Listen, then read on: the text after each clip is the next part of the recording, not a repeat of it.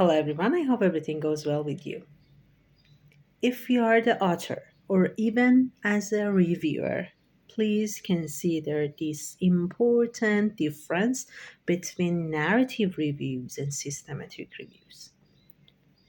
When you are writing or reviewing a systematic review, you have to consider this important point that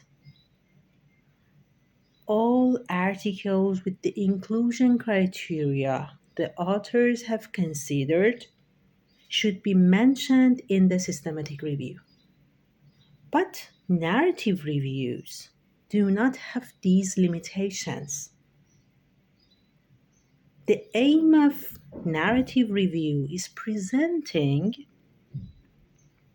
a review or narrate a review regarding an important point. But systematic reviews have many limitations and restrictions. And when you are reviewing a narrative review and you want the all the limitations we have to consider in the systematic review is incorrect.